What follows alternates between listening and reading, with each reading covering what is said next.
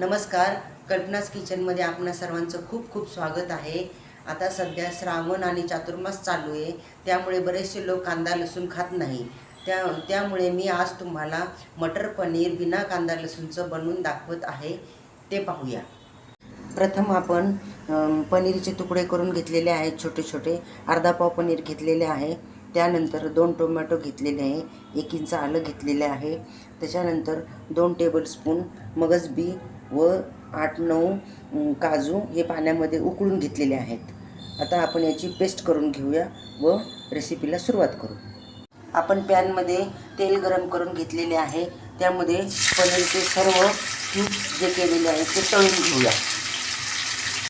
आपलं पनीर फ्राय झालेलं आहे, ते आता आपण काढून घेऊया। याच तेलामध्ये थोडे खडे मसाले आपण भाजून घेऊया। 3 काळ्या लवंगा, त्यानंतर काळी मिरी 9-10, 1 तेजपत्त्याचं पान, 1 इंच दालचिनीचा तुकडा व 1 काळी विलायची तेलामध्ये परतून घ्यायची। आता पॅनमध्ये तेल गरम झालेले आहे, त्यामध्ये आपण वाटलेले टोमॅटो, आलं, त्याच्यानंतर काजू व मगज यांचे गरम मसाला हे सर्व मिश्रण टाकून व्यवस्थित परतून घेऊ। आता आपण यामध्ये मसाले टाकूया। 2 टीस्पून लाल तिखट, अर्धा टीस्पून हळद, 2 टीस्पून धने जिरे पावडर, हे सर्व तेल सुटेपर्यंत परतून घेऊ। आपला मसाला छान परतून झालेला आहे, त्यामध्ये आपण मटर टाकूया व ते व्यवस्थित हलवून घेऊ। आता आपण यामध्ये तळलेले पनीरचे क्यूब्स टाकू, थोडीशी कसुरी मेथी टाकू,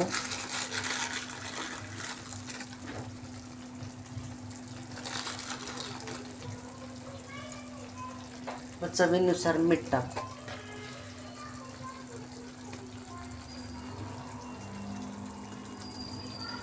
आता याला झाकण ठेवून एक उकळी आणून घेऊ।